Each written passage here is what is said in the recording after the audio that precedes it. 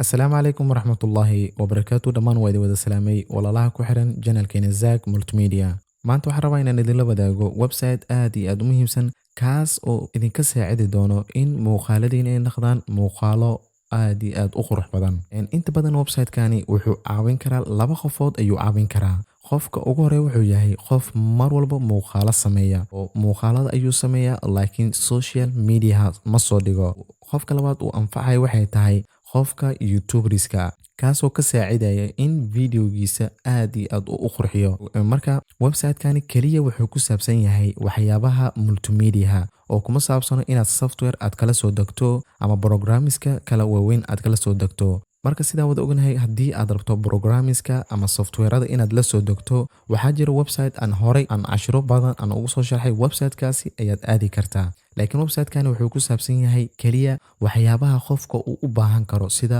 transitionska iyo color gradient-ga iyo introiska marka website-kani wuxuu aad iyo aad u anfacayaa dadka kombiyuutarada Windows isticmaalaan iyo dadka kombiyuutarada Apple isticmaalaan labadaba way ka faa'iidi doonaan laakiin website-yada qaarkood waxaa jiraan kaliya kombiyuutarka Windows-ka waxyaabaha loo adeegsado kaliya soo geliyaan laakiin website-kani wuxuu kaga duwan yahay website-yadahaasi waxaad ka helaysaa double function ayaad ka helaysaa oo aan ula jeedo haddii aad Windows aad isticmaashana waad ka faa'iidi kartaa sidoo kale haddii aad isticmaashana kombiyuutarada Apple-ka aad iyo aad ayuu kaaga caawinayaa marka website-kani wuxuu ka kooban yahay 3 qaybood ayuu ka kooban yahay qaybta ugu horeysa waxaad ka helaysaa haddii ahaato introiska iyo lower third-ga oo Adobe Premiere Pro sidoo kale waxaad ka helaysaa waxyaabaha ku saabsan After Effects haddii ahaan lahayn lower third iyo haddii ahaan lahayn introiska intaba waad ka helaysaa sidoo kale qaybta saddexaad waxay tahay kombiyuutarada Apple-ka sidoo kale dadka Apple-ka isticmaalaan waxay adeegsadaan software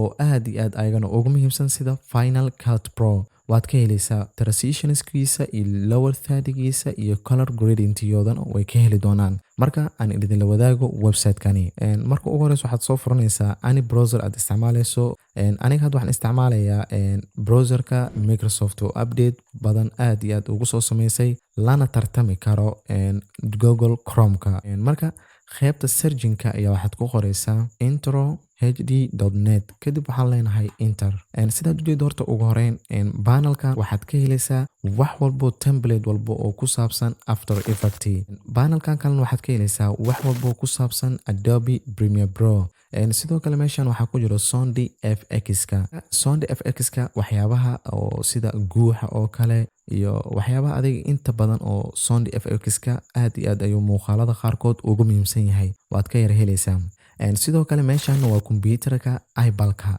sida software-ka khaaska Final Cut Pro waad ka helaysaa transitionskiisa iyo waxyaabaha dhan laakiin aniga hadda waxaa inoo soo dhamaaday koorsadii Adobe Premiere Pro haddii aad isticmaasho After Effects iyo Final Cut Pro labadan option ayaad ka kala dooranaysaa waan arki doonaa templateyo lagu badbedelayo Adobe After Effects laakiin hadda waxaan u baahannahay waxay tahay Adobe Premiere Pro templateyo lagu badbedelayo marka website-kani wuxuu inta badan kaa caawinaya haddii aad rabto intro tusaale ahaan haddii aad rabto intro markaad samaysanayso adig ahaan waqti badan ayay kaaga qaadanaysaa introga aad rabto ayaad la soo degaysaa kadibna replace waad badbedelaysaa kaliya marka haddii hadda aan ku dhufano Premiere Pro wuxuu noo soo saarayaa templatedyada Adobe Premiere Pro sidaad ujeedana waxaad ka heli kartaa wax walbo markaas aad kaga baahato sida transition package-kan oo kale markaad fiiriso aad iyo aad ayay ugu muhiimsan tahay oo dadka hadda inta badan waxay jecel yihiin sida loo sameeyo intro inay arkaan haddii muuqaal dheer intro aad soo geliso laga yaabo dadka inteeda badan inaysan xiiseynaynin oo sameeyashaalkaas dheer aysan u baahnayn kaliya ay u baahan yihiin wax la badbedelayo ay u baahan yihiin marka waxaad rabto tusaale ahaan waxaad rabto adiga haddii oo inta aad ka yaraweyso oo kale kaliya qaybtaas searching-ka ayaad magaciisa ayaad ku yara qoraysaa anaga tusaale ahaan hadda waxaan u baahannahay intro ayaan u baahannahay oo hordhac ayaan u baahannahay sidaad ujeedo marka hordhacyada midkan waa broadcastiga dadka broadcastigada soo jeediyaan introgooda waa kana dadka inta badan introga waxay u fiiriyaan kaliya quruxda ay u fiiriyaan ma ahan sidaasi introga wuxuu ku saabsan yahay waxa adiga aad soo gudbinayso haddii vlogs aad soo gudbinayso waa inaad heshaa intro vlogs ka hadlaya ama ku saabsan sidoo kale haddii aad waxyaabo technology aad ka hadlayso waa in uu introga ahaadaa technology marka qaybta searching-ka ayaa markaas sidaas aad ugu yar qorato kadibna inta ayaad ka weer arkaysaa waxyaabaha ku saabsan. Laakiin hadda anaga dib dam aan ugu laabano Premium Pro-ga oo kaliya waxaan raadinaynaa intro aad iyo aad u qurux badan. sidaad u jeedo marka haddii qaybtan ay kaa yara dhamaato wuxuu leeyahay part 2. marka qaybta intaan kaliya miyuu ka kooban yahay? Maya, qaybta hoose ayaad usoo degandegaysaa. hadda waxaad ku jirtaa page 1ka. page 2ga noo gudbi ayaan leenahay. kaliya waxaad ka helaysaa waxyaabo ku saabsan Adobe Premiere Pro. tusaale ahaan sidaad u jeedo hadda circular title reveal video Premiere Pro. Title-kan kaliya waxaad ku adeegsan kartaa Adobe Premiere Pro ayaad ku badbedeli kartaa. oo hadda haddii aan ku yaro dhufano waxaa loo adeegsanaya waxay tahay Adobe Premiere Pro. resolution-ka videogan waxa waaye 1920 waa muuqaalkan hadda waxaan ku duubay oo kala waaye. kaagama baahno wax blogging. waxa la yiraahdaa waxyaabo software-ka aad adeegsanayso ka extra ah. introgan MB-giisana waa 42 megabyte. marka sidaad u jeedo marka meeshan wuxuu kugu tusinaa qaabka oo u soo bandhigayo introga. adiga ayaa iga taqaano waxaad adiga channel-kaaga aad ku soo gudbiso. channel-kaaga haddii aad ku soo gudbiso vlogska waa inaad raadisaa introiska loogu talagalay vlogska. kan badana dadka oo youtuberska qaarkoodun way adeegsadaan iyo dadka sida shirkadaha filimada productionska soo saarana way adeegsadaan. qaabkiisana sidaan ayuu u yara egyahay. marka sidee ayaa haddii title-kan oo i anfaco sidee ayaan projectigan ula soo degi karaa? kaliya sidaad u jeedo qaybta hoose ayaad usoo degandegaysaa. sidaad u jeedo marka qaybahan kala duwan ayaad kala soo degi kartaa. haddii aad rabto file appkan waad kala soo degi kartaa. haddii aad rabto nitro filekan waad kala soo degi kartaa.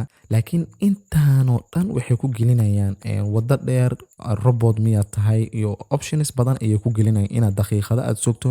waxaad ugu fiican zip share-kan ayaa ugu fiican oo waddo dheer kuma gelinayo.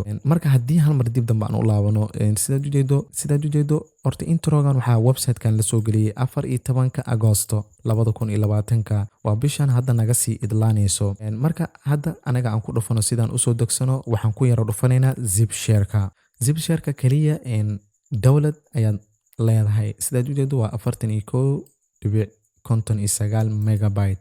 marka xoogaa yar xayeysiino yar ayuu leeyahay. kadib waxaad leedahay hadduu introga ku anfacay dowlad ayaad leedahay. waad kasoo yara laabanaysaa mar labaad ayaad dowlad leedahay. isla markiiba hadda wuxuu sameynaya in uu faylka uu kuu soo yara jidiyo. aniga sidaad u jeedo hadda si degdeg ah ayuu igu soo degaa waayo waxaan isticmaalaya internet 4G ayaan isticmaalayaa.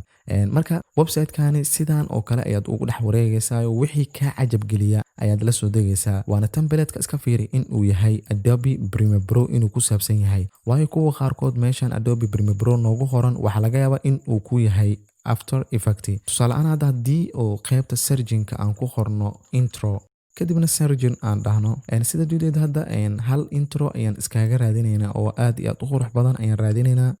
tusaale ahaan midkan oo kale markaan ku yara dhufano sidaad u jeedo meeshan waxaa ku yara qoran After Effects CC.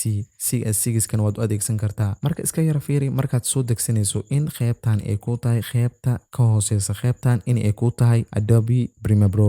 insha Allah marka intaas ayaan jeclaystay in aan idinla wadaago. website-kan wax walbo aad kaga baahan tahay waad ka heli doontaa insha Allah. transitions ka naqdaan iyo lower 30 ha naqdaan. sidoo kale dadka youtuberskana waxay jecel yihiin subscribe buttonska iyo transitions.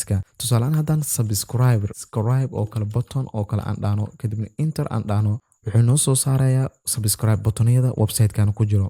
sidaad u jeedo website-kan subscribe buttonska ku jiro waa intaan. waa in badan ayaad ka helaysaa. kaliya midka aad rabto ayaad ku dhufanaysaa. steps-ka aan marnay kaliya ayaad maraysaa. marka intaas ayaan jeclaystay inaan idinla wadaago. website-kan marka waxaan rajayn doonaa inuu aad iyo aad idin caawin doono waayo website-kan waa free. fadlan haddii ay tahay marka kugu horeysay aad soo booqato channelkeena fadlan subscribe saar oo channelkan inta badan waxaan uga hadlaa arrimaha multimedia.